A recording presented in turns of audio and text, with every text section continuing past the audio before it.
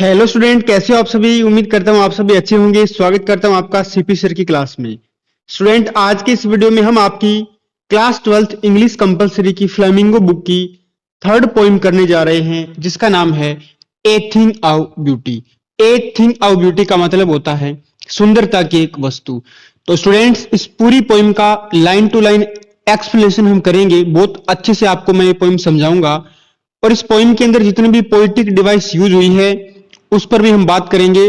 तो आप वीडियो के अंत तक बने रहें। मैं आपको विश्वास दिलाता हूं कि बहुत अच्छे से आपको ये पोइम समझ में आएगी। चलिए स्टूडेंट, पोइम को शुरू करते हैं। हमारे पोइट कौन है? हमारे पोइट है John Keats. A thing of beauty poem के पोइट्स कौन है? John Keats. ठीक है। जॉन किट्स क्या थे? एक ब्रिटिश रोमांटिक पोइट थे। ब्रिटिश का मतलब इंग्लैंड के रहने वाले थे, और रोमांटिक पोइट का मतलब क्या है? देखिए, जो पोइट्री के अंदर अलग अलग एराज आए थे, तो एक समय ऐसा एरा आया जिसको क्या कहा गया? रोमांटिक एरा कहा गया। इसके अंदर क्या था? इसके अंदर जितनी भी पोइम्स लिखी गई वो सारी इमेजिनेशन पे बेस्ड थी, यानी काल्पनिक कहानियों पर वो बेस्ड थी। इस वजह से इस एरा को क्या कहा गया है? रोमांटिक एरा कहा गया है। हमारे जॉन किट्स भी क्या थे? एक रोमांटिक पोइट थे। अब देखिए, ये जो पोइम है वो क्या है कि ये जो पोइम है वो एक एक्सेप्ट है। एक्सेप्ट का मतलब एक भाग है, एक अंश है। किसका? एक पोइम है जिसका नाम क्या है? एंडेमियन, ए पोइटिक रोमांस। यानी जॉन किट्स की एक पोइम है जिसका नाम क्या है? एंडेमियन, ए पोइटिक रोमांस। तो इस पोइम से हमारा जो छोटा सा अंश है वो किस में लिया गया है? ए थिंग ऑफ ब्यूटी में। अब आगे चलते हैं, थोड़ा सा पढ़ते हैं किसके बारे में। ये जो एंडेमियन पोइम थी, ये क्या थी? इसमें क्या था देखो। The poem is based on A Greek legend. ये जो पोइम है वो एक ग्रीक लीजेंड के ऊपर, एक पौराणिक गाथा पे बेस है। जिसमें क्या होता है? एक एंडेमियन होता है। वो कौन होता है? यंग सेफर्ड होता है, एक गडरिया होता है, और साथ में वो थोड़ा बहुत क्या होता है? पोइट भी होता है। यानी एंडेमियन कौन है इस पोइम में? एंडेमियन एक सेफर्ड है और एक क्या है? वो पोइट है।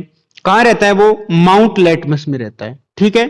उसको क्या होता है? उसको सिंथिया का विजन होता है, यानी उसको सिंथिया दिखती है। अब सिंथिया है कौन? सिंथिया है मून गोडेस। तो वो क्या करता है?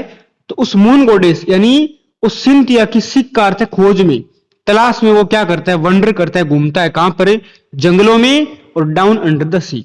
यानी मून गोडेस सिंथिया की खोज में जो एंडेमियन था वो निकल जाता है। कहां पर खोजता है उसको? थ्रू द फॉरेस्ट, जंगलों में, और डाउन अंडर द सी, समुद्र के नीचे भी क्या करता है? वो उसको खोजता है।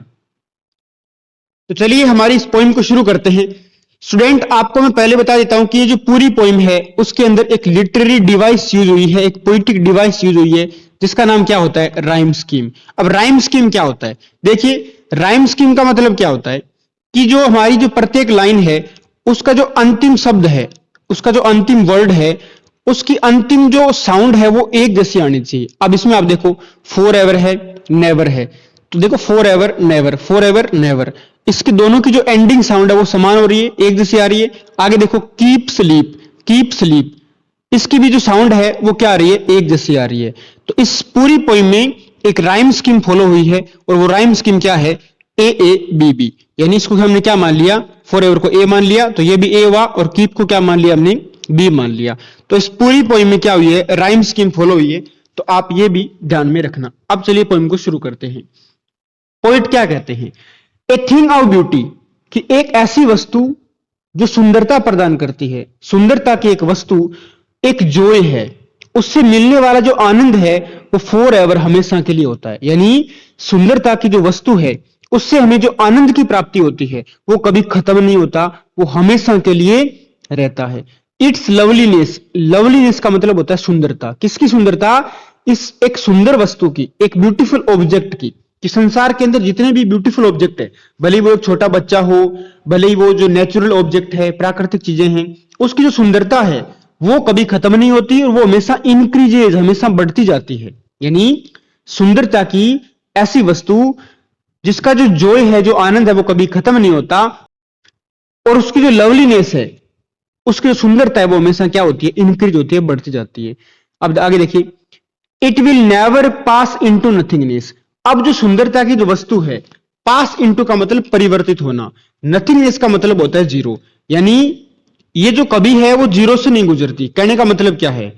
सुंदरता की जितनी भी वस्तुएं होती है, इनकी सुंदरता कभी भी क्या नहीं होती? शून्य नहीं होती, जीरो नहीं होती। अब देखिए, बल्कि ये क्या कर लेती है, but will keep a bower quiet for अस।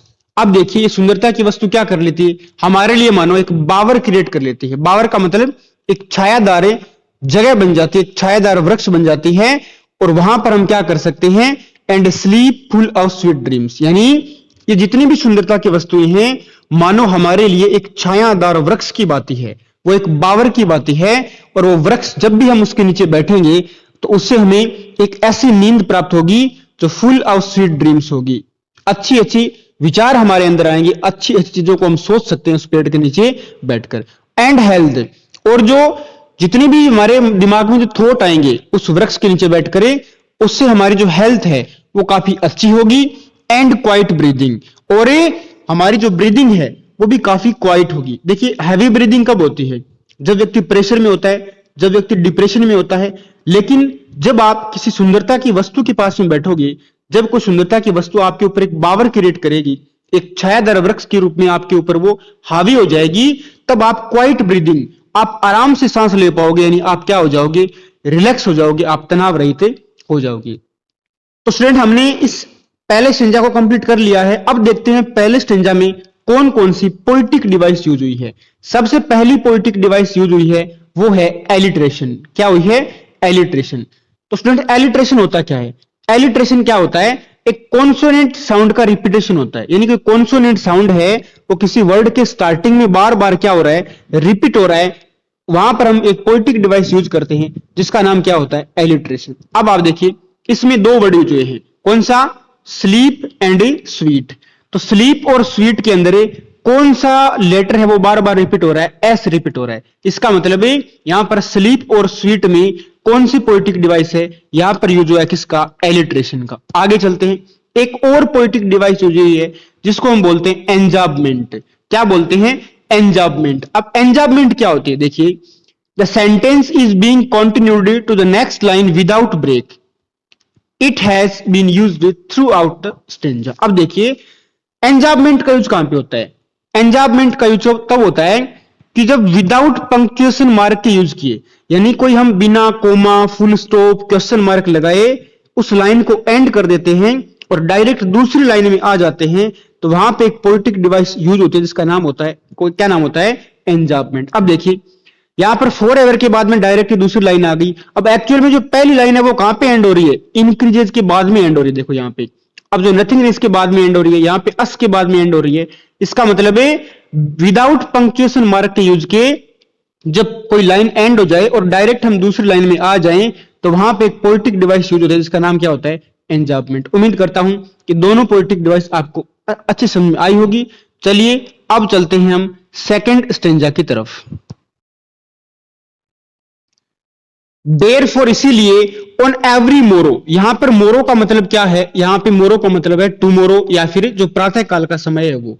इसलिए हम प्रत्येक प्रातः काल या फिर प्रत्येक दूसरे दिन हम क्या करते हैं, are we wreathing a flowery band to bind us to the earth. कि हम सभी लोग क्या करते हैं, प्रत्येक सुबह यानी प्रत्येक प्रातः काल हम क्या करते हैं, एक फ्लावरी बैंड, एक फ्लावरी बैंड यानी एक फूलों का गुच्छा हम क्या करते हैं, रेडिंग करते हैं। रेडिंग करना यानी गूंथना। हम प्रत्येक सुबह क्या करते हैं, फूलों का एक, जिस प्रकार फूलों की एक माला बनती है अलग अलग फूलों को जोड़ के, उसी प्रकार हम प्रत्येक सुबह उस फूलों रूपी माला को गूंथते हैं। क्यों, ताकि हम अपने आप को इस पृथ्वी से क्या रख सके, bind to us the earth, अपने आप को उस पृथ्वी से हम क्या रख सके, जोड़े रख सके। आगे चलते हैं, स्पाइट आउट डेस्पोंडेंस। स्पाइट आउट का मतलब होता है इन स्पाइट आउट, यानी के बावजूद, किसके बावजूद, डेस्पोंडेंस का मतलब निराशा, एक तो निराशा के बावजूद।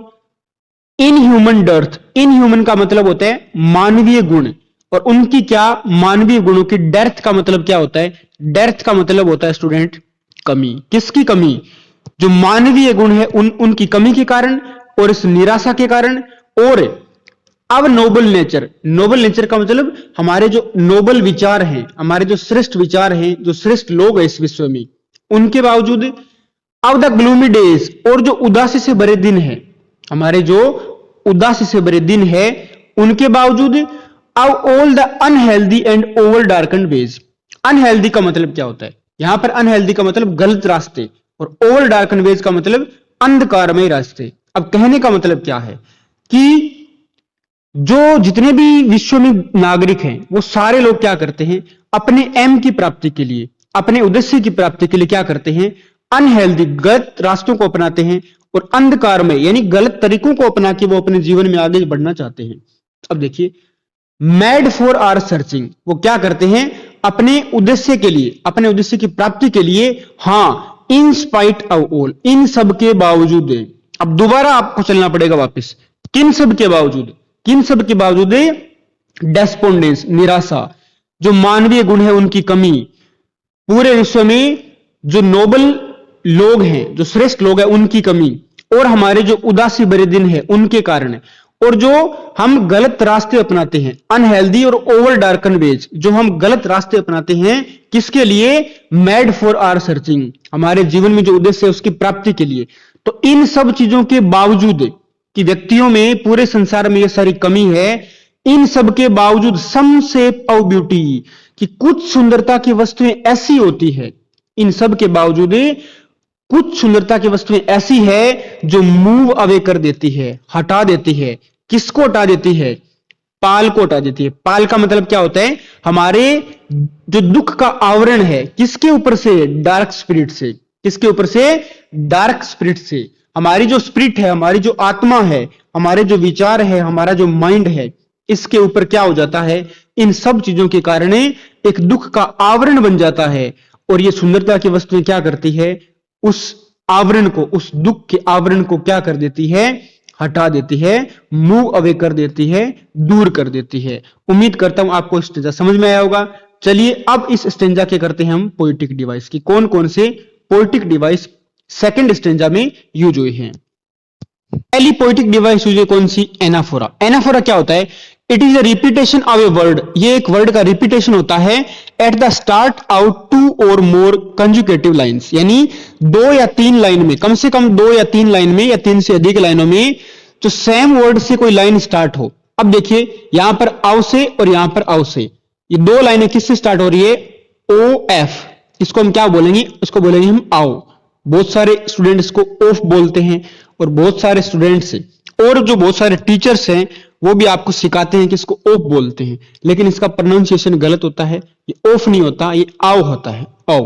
तो देखिए ये 2 लाइनें किससे स्टार्ट हो रही है, ओव से स्टार्ट हो रही है। इसका मतलब यहां पे कौन सी पोएटिक डिवाइस है, यहां पर है एनाफोरा। सेकंड क्या है, एलिट्रेशन। एलिट्रेशन मैं आपको समझा चुका हूं, क्या होता है, रिपीटेशन ऑफ कॉन्सोनेंट साउंड। अब देखिए बैंड और बाइंड में क्या रिपीट हो रहा है, बी रिपीट हो रहा है। नोबल नेचर में क्या रिपीट हो रहा है, एन रिपीट हो रहा है। और सम शेप में क्या रिपीट हो रहा है, एस रिपीट हो रहा है। इसका मतलब band to bind, noble nature और सम शेप, इन तीनों में किसका यूज हुआ है, इन तीनों में किसका यूज हुआ है, एलिट्रेशन का यूज हुआ है। आगे जो पोएटिक डिवाइस सेकंड स्टैंजा में यूज हुई है वो कौन सी है, वो है मेटाफर। कौन सी है, मेटाफर। अब देखिए मेटाफर क्या होता है, मेटाफर क्या होता है कि जब हम 2 चीजों के बीच में क्या करें, कंपैरिजन करें। ध्यान से समझना स्टूडेंट, मेटाफर और सिमिली ये दोनों सिमिलर से हैं, दोनों में कंपैरिजन होता है। यानी मेटाफर का यूज कहां पर होगा, जब हम 2 चीजों में क्या करेंगे, 2 चीजों के बीच में हम क्या करते हैं, कंपैरिजन करते हैं, तुलना करते हैं। और उस तुलना में हम एज और लाइक, एज और ए लाइक जैसे वर्ड का यूज ना करें, तो वहां पे पोएटिक डिवाइस कौन सी होती है, मेटाफर। और यदि हम 2 चीजों में कंपैरिजन करें और एज और लाइक वर्ड का यूज करें, वहां पे पोएटिक डिवाइस होती है सिमिली। अब देखिए यहां पर किस लाइन में मेटाफर का यूज हुआ है, देखिए यहां पर हुआ है कि रेडिंग ए फ्लोरी बैंड। हम क्या करते हैं, एक फूलों का क्या करते हैं, फूलों की एक माला को रेडिंग करते हैं, गूंथते हैं। अब ये क्या बता रहा है, ये बता रहा है कि how beautiful things bind humans to earth. यानी जिस प्रकार हम एक फ्लोरी बैंड बनाते हैं, एक फूलों की माला बनाते हैं, इसको किससे कंपैरिजन किया गया है कि मानव है वो अपने आप को, जो ये पृथ्वी की जो ब्यूटीफुल चीजें हैं, इनसे किस प्रकार बाइंड रखता है, अपने आप को जोड़े रखता है। तो ये तुलना की गई है। तो यहां पे कौन सी पोएटिक डिवाइस है, यहां पर है मेटाफर।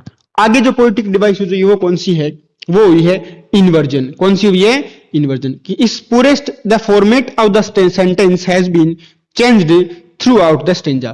पूरे स्टेंजा में जो सेंटेंस का फॉर्मेट है वो क्या हुआ है, चेंज हुआ है। इस वजह से यहां पे कौन सी पोएटिक डिवाइस है, इन्वर्जन है। आगे चलते हैं। यहां पे देखो, यहां पे पोएट ने एक इमेज क्रिएट की है।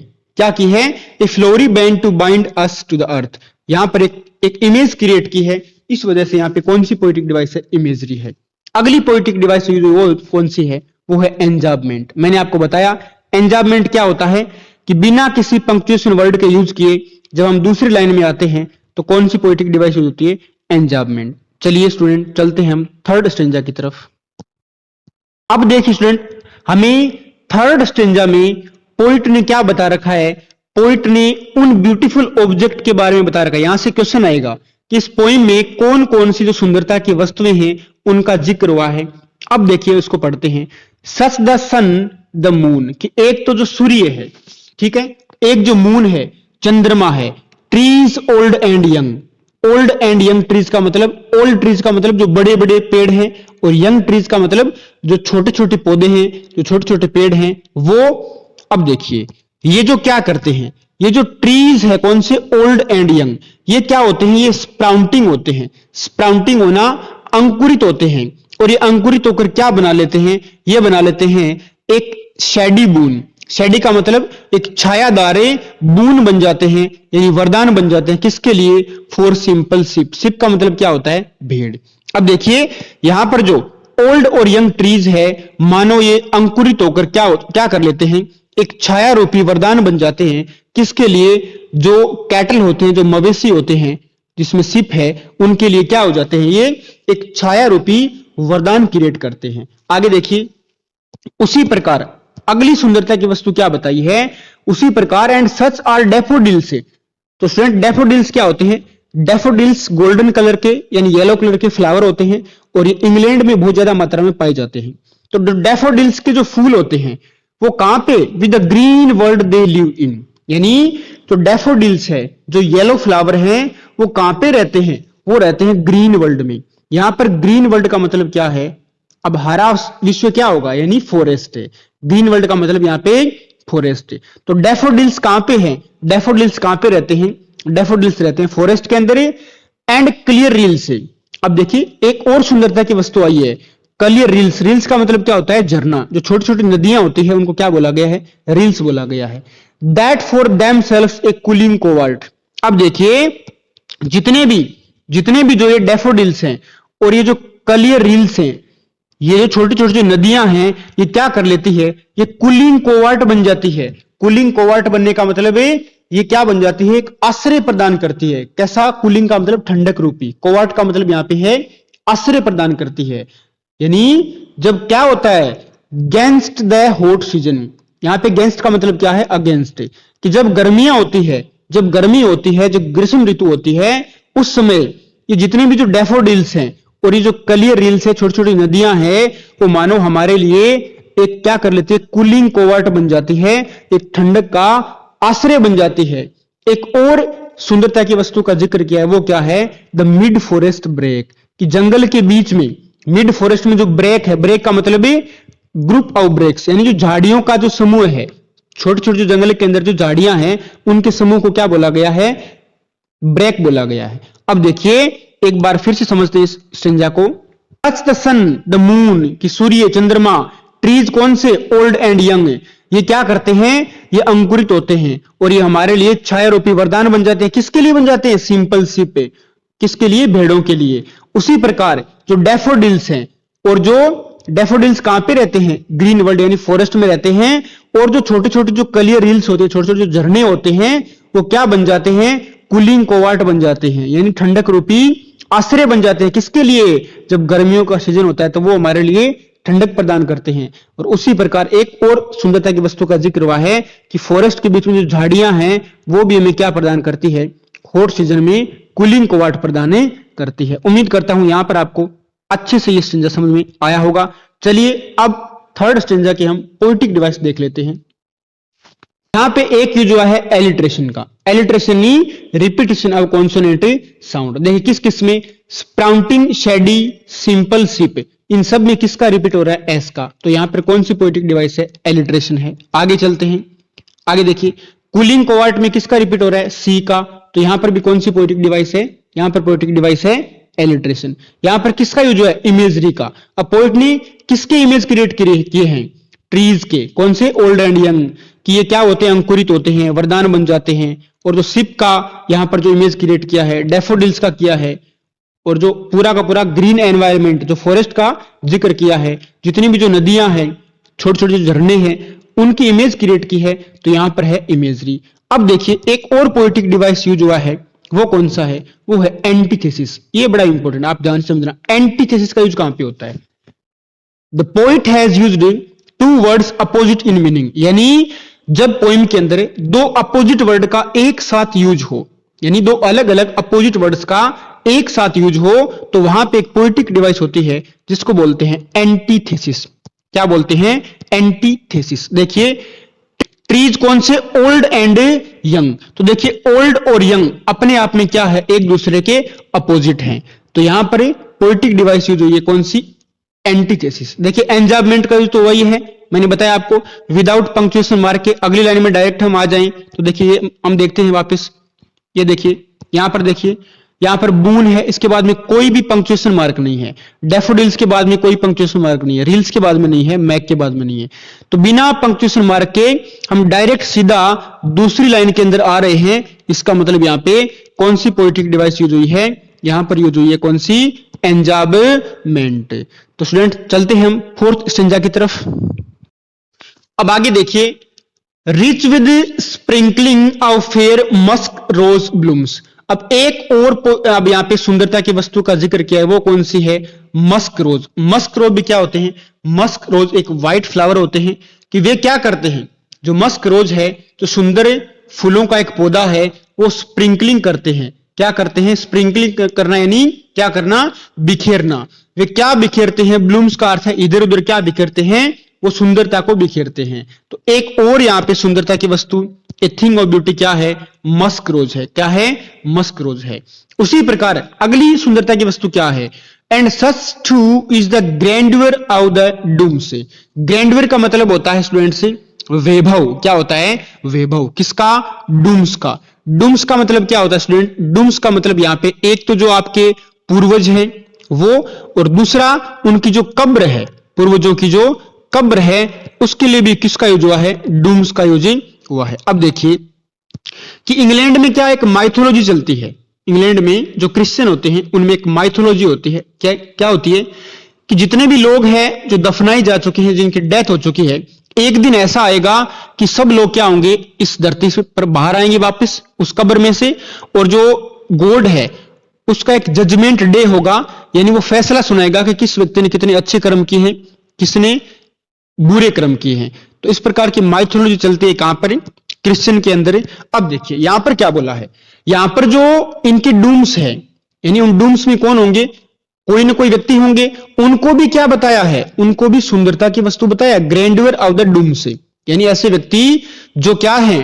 कब्र के अंदर दबे हुए हैं, कब्र के अंदर जो दफन है वो भी क्या थे? वो भी वैभव थे, यानी वो भी बड़े महान थे, कि आप उनको देखकर भी क्या कर सकते हो? कुछ अच्छे विचार ग्रहण कर सकते हो। तो उनको भी एक सुंदरता की वस्तु बताया है। We have imagined for the mighty dead.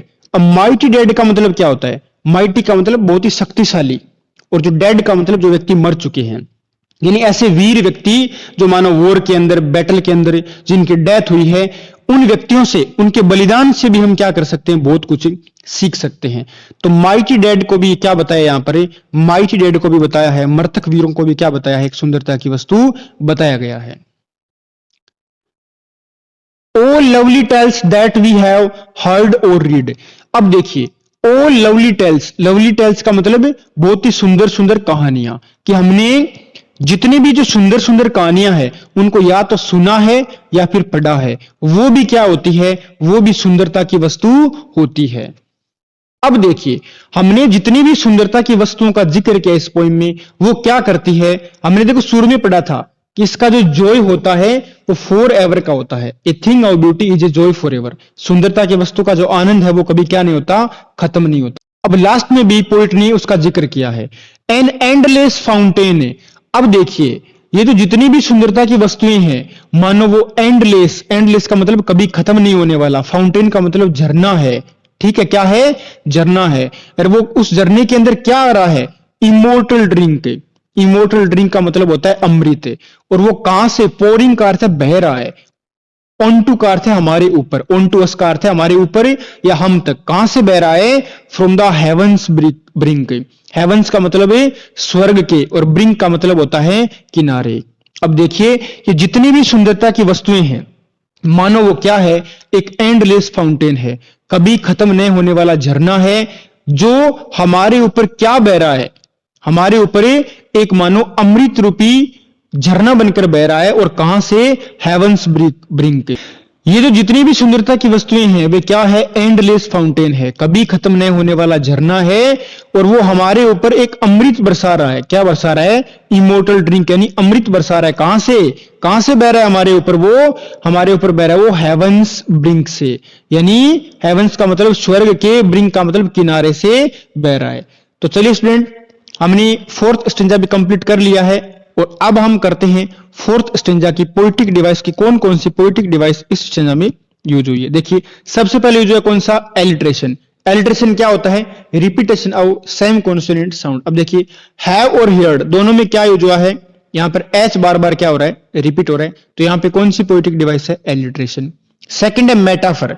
Metaphor यहां पे इन तुलना की है, द पोइट हैज कंपेयर्ड, कवि ने तुलना की है किसकी, components of nature with immortal drink से, यानी जो जितने भी नेचर के कंपोनेंट्स है, हमने जितनी भी सुंदरता की वस्तुएं पढ़ी है, जितनी भी सुंदरता की वस्तुएं पढ़ी, जिनमें चाहे सन हो, मून हो, मस्क रोज हो, डैफोडिल्स हो, जो क्लियर रील्स है वो होती है, इन सब का, इन सब को किससे कंपेयर किया है, इमोर्टल ड्रिंक से, अमृत से कंपेयर किया है। तो यहां पर कंपेयर तो किया है लेकिन एज और लाइक का यूज नहीं किया, तो यहां पे कौन सी पोएटिक डिवाइस हुई स्टूडेंट, यहां पे हुई है मेटाफर। अब देखिए वापस पोइट ने एक इमेज क्रिएट की है, किसकी इमेज क्रिएट की है, कि rich and sprinkling of fair musk roses blooms. ये जो मस्क रोज है उनकी क्या की है, यहां पर इमेज क्रिएट की है, तो यहां पे कौन सी पोएटिक डिवाइस है, इमेजरी है। और एंजाबमेंट तो मैंने आपको बताया प्रत्येक स्टेंजा में यूज हुआ है, कि विदाउट पंक्चुएशन मार्क के सेकंड लाइन क्या हो रही है, स्टार्ट हो रही है, तो कौन सी पोएटिक डिवाइस होती है, एंजाबमेंट। तो स्टूडेंट्स मैंने आपको बहुत ही अच्छे से ये पोइम समझाने की कोशिश की है, उम्मीद करता हूं आपको ये पोइम बहुत अच्छे समझ में आई होगी। यदि आपको ये वीडियो अच्छा लगा हो तो इस वीडियो को शेयर करें, अपने फ्रेंड्स के साथ में वीडियो को लाइक जरूर करें, और स्टूडेंट हमारे YouTube channel the humble academy को जरूर सब्सक्राइब करें, क्योंकि आपके एक सब्सक्राइब, शेयर और लाइक से मुझे मोटिवेशन मिलता है इसी तरीके के नए नए वीडियोस बनाते रहने के लिए। तो चलिए स्टूडेंट्स मिलते हैं अगले वीडियो में, तब तक के लिए जय हिंद, जय भारत, टेक केयर।